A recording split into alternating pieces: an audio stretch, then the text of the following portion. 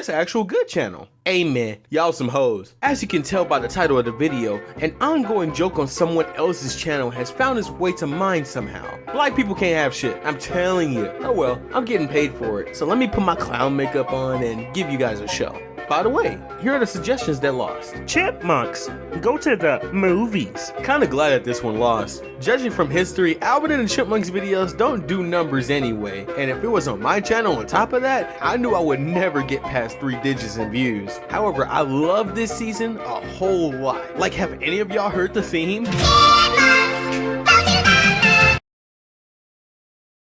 Camp WWE. Oh my gosh, I want to talk about wrestling so much on this channel, you guys. But obviously, there's not an audience for that here, so I'll spare y'all. Someday. Beavis and Butthead. This is like one of those shows that doesn't need words to describe his legacy. Hell, anything Mike Judge makes is great. Well, except for this, apparently. Blank Man. I've never seen it actually, but Damon Wayans is the only Wayans brother I find funny, so I'm sure this is quite the hilarious film just because he's in it alone. Let me watch the trailer real quick. Stand back.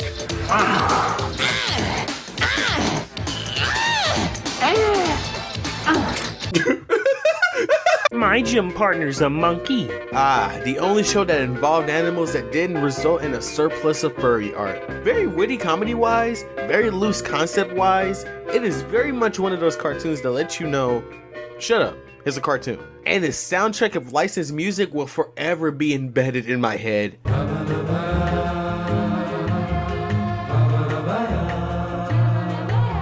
With all of that aside, I like to provide you guys with a disclaimer that this is probably going to be the blackest video you've ever seen from me. And it's going to be filled with references that you probably won't understand that I would refuse to explain.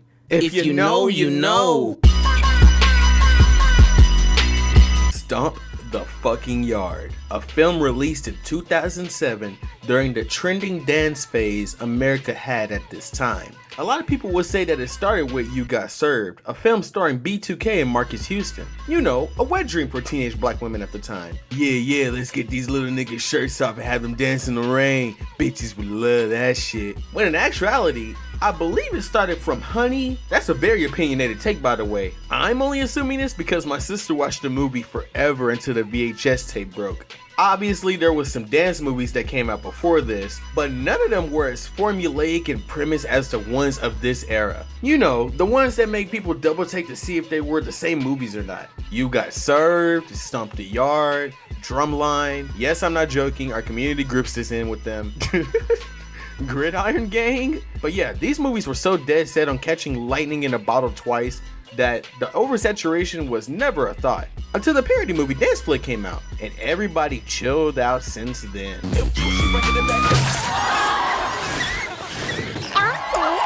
So yeah, that's dance movies in a nutshell. But what makes our current dance movie, Stomp the Yard, so special to be grouped with this pioneer so much? Chris Brown is the answer. 2005 to 2007 was Chris Brown's debut period into stardom, coming off his self-titled album. Chris Brown during the Gimme That days.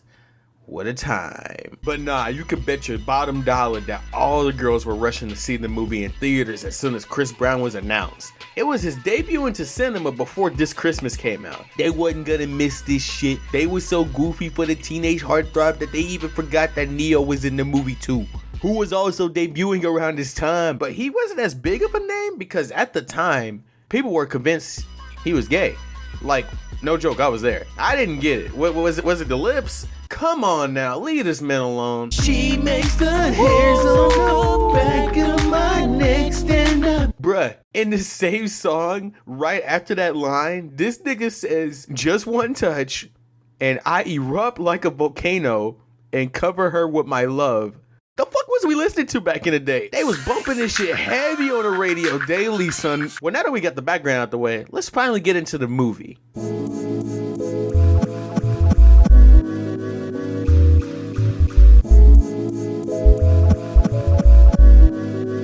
Chris Brown dies, and his brother is prepared to avenge his death by living the life he couldn't finish for him. Introducing the real main character of the film, DJ, a selfish street dancer with nothing but pussy and regret on his mind. Played by Columbus Short. Get your black ungrateful ass in the goddamn truck. What I say, man? Get in the truck. He gonna cry in the car. So obviously he ain't feeling this new college lifestyle that Chris Brown was originally supposed to go through. But fear not, because Megan Good's soft lips saves the day and makes this black man start sprinting. But his thirsty ass couldn't find her after she instant transmissions away. We are now at the part of the movie when we finally meet Neo, and their interaction is interesting to say the least. Magnums, of course. You know about the gold packs. Yeah. All right, brother. In that case, I'll holler. Boy, if this man don't cut it out, but get your I got an interview today. looking ass on some. It is then now that we finally see the reason why the movie is titled as such, the Step Team. And I gotta be honest, when I first saw this, I thought that step teams were made up. I didn't think that people did this shit at all. Looked really lame, and when I looked it up for this review alone, and then I talked to a couple of people, this shit actually exists. There's like well-known videos out here that display such things. Like they going crazy in the booth. I didn't know this was a thing, man. I'm over losing my mind over it. Never mind, this shit's still lame. Anyways, DJ messes up a step line, and that is when we're introduced to our main antagonist, hating ass nigga. But to be fair, DJ was kind of out of pocket in this situation. He over here chasing around Megan Good so much, he forgot what he came to school for. And when he finally catches up to Megan Good, it turns out that hating ass nigga is her guy. And that just ticks him off. See those flags there? You don't mess with the muse. And you don't mess with my girl. I'm bounce.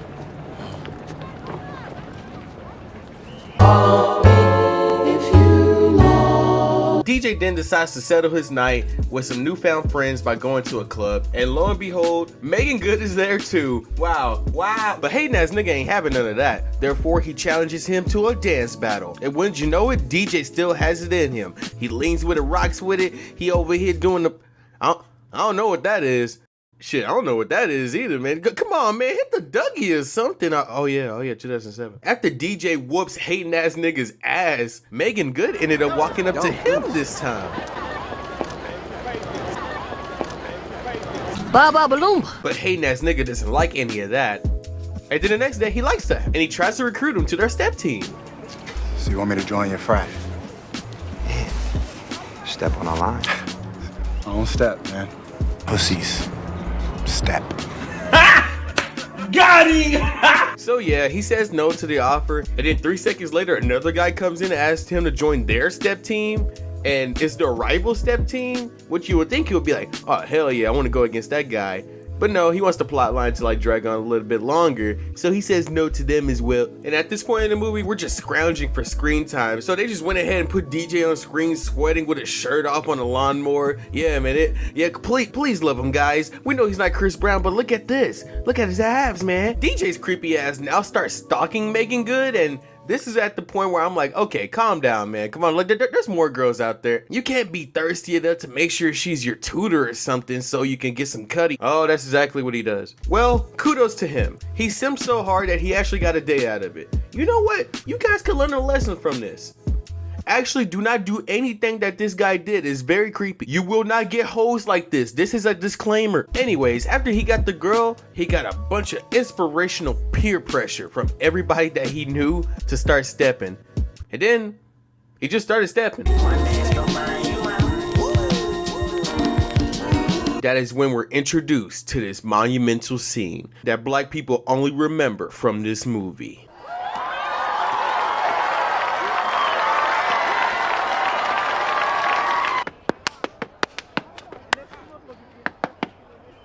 Chop! Extra gravy!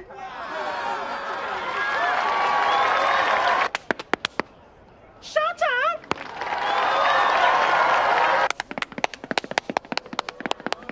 No, go ahead! Payback's a bitch, ain't it?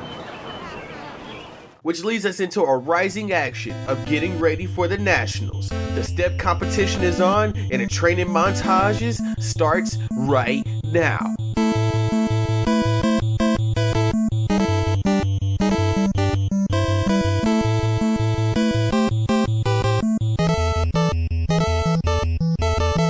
time goes by, Megan Good starts to fall for DJ, and she finally wants to ditch hating ass nigga, with the final straw being that he doesn't remember her favorite color.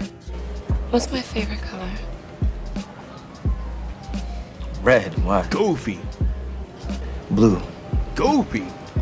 I really can't believe you just said that. You are spoiled and ungrateful, and I'm taking you home.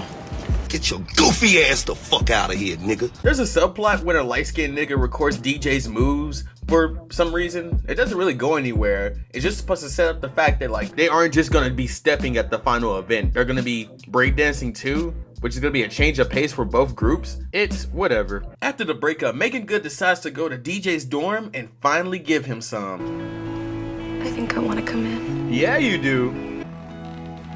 Wait, hold up. Is Neo still in there? Oh, come on, nephew. No, don't do that. Don't do that. Civil war starts to break out between the crew and which dances to do. DJ and the new guys want to do something fresh and original, and the leader wants to do a more traditional style. Therefore, they decide to make a decision through a dance-off, which is hosted at a frat's hangout, so you can already expect some foul play here. And there was. It was a very slanted crowd. Like, the new guys didn't have a chance at all, man. That crowd was just booing them just to boo them, man. That shit was awful. Oh, you know we should have won that. It was a slanted crowd. Come on. Yeah. It ain't always about you, though. We're a team.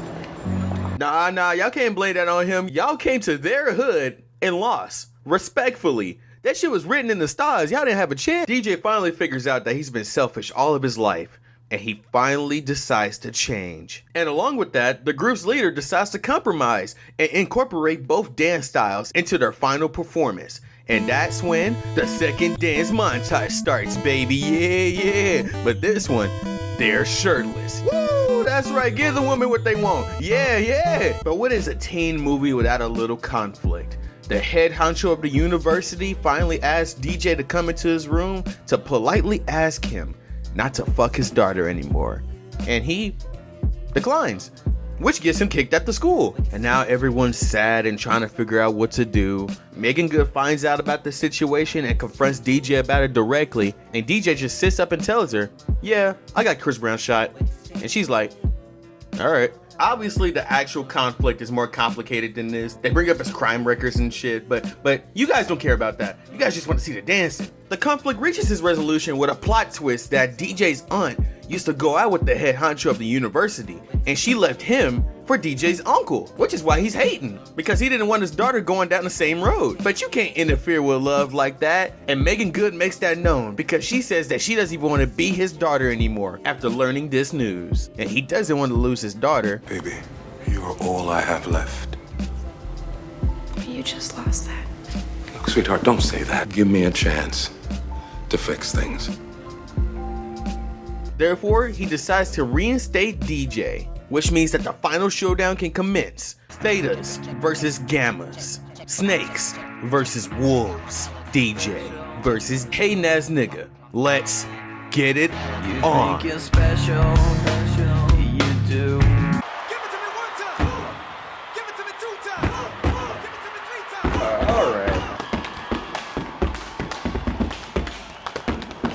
Alright. Yeah, this one's pretty cool. This one's pretty nice. Oh my god. One word. Uh-oh. They can't make jokes like that no more. Ooh.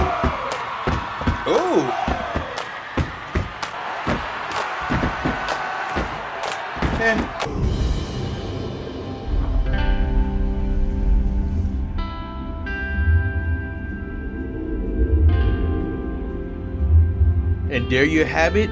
DJ wins the competition by doing Chris Brown's signature move in slow motion. Everyone's happy.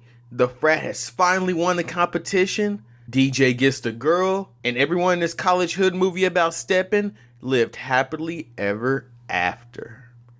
So yeah, this movie was alright. It ain't really a hood classic though. Like, no one I was close to remembered the plot to this movie at all, which tells me a lot because they quote this shit a lot. Showtime! Showtime? I'm more than certain that everybody and their mama just clocked out as soon as Chris Brown died in the beginning, which is a lot to talk about, meme aside, by the way. You mean to tell me that You Got Served was able to have cops show up to their dance-offs, but in this movie they didn't? This nigga literally has the word thug tattooed on his chest. Pit bull fights, Fabo hosting this shit. I wouldn't bet a damn dime at this place. CB had a point. Did you see that cat?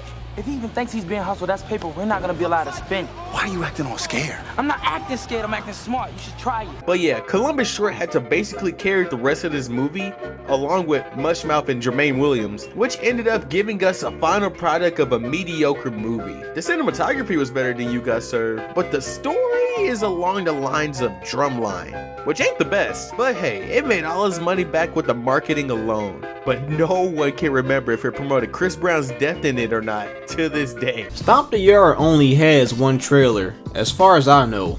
A trailer which tells you directly Chris Brown don't make it. This is my brother's dream. He was supposed to be this. Well, then do it for your brother.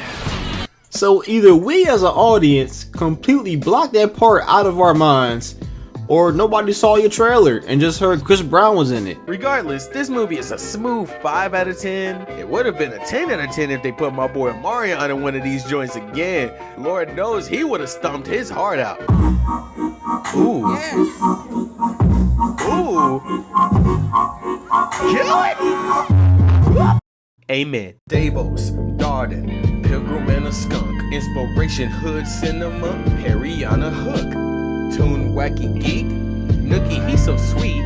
Hey, fuck you, General Rusty. He is the reason the video is made. Chipmunks was so close, it came in second place. But I can't let this money go to waste. So see you next time when I review something gay. Probably. I don't know.